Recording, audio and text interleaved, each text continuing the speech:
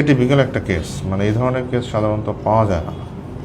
কারণ হচ্ছে ওর মা যে সমস্যা নিয়ে আসছে তার স্পিচ প্রবলেম, তাই না, কথা বলতে অসুবিধা, মানে ঠিক মতো কথা বলে না। 2 নম্বর হচ্ছে একটু রেস্টলেসনেস, মানে ছোটাছুটি বা দৌড়াদৌড়ি, একটু জিদ বেশি করে, ঘুম কম এবং জিদ করে বেশি। তো সাধারণত এই ধরনের কেস পাওয়া যায় না। এটা মানে কেন বললাম, এটা নিয়ে অনেক শিক্ষণীয় একটা বিষয় আছে। তো আমি কিউরিওসিটি বশত একটা এক্সরে করলাম, যে এক্সরে ন্যাজোফেরিংস ল্যাটেরাল ভিউ, দেখা গেলো যে অ্যাডিনয়েড একদম গ্রেড 4-এ চলে গেছে, মানে একদম লাস্ট স্টেজে চলে গেছে।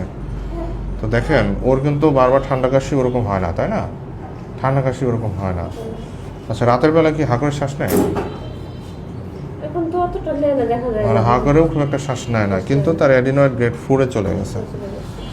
তো গ্রেড 4-এ চলে গেছে। বাচ্চাদের অ্যাডিনয়েড বড় হয়ে গেলেও কিন্তু স্পিচ প্রবলেম হয়, ঠিক মতো কথা বলতে অসুবিধা হয়, যেহেতু ব্রেনে অক্সিজেন সাপ্লাই কমে যায়। ব্রেনে যেহেতু অক্সিজেন সাপ্লাই কমে যায়, ওই জন্য বাচ্চারা অস্থির হয়ে পড়ে। যে ধরনের কেস সাধারণত পাওয়া যায় না, যে বাচ্চার ঠান্ডা নাই, কাশি নাই, কোনো সমস্যা নাই, কিন্তু অ্যাডিনয়েড গ্রেড 4-এ চলে গেছে।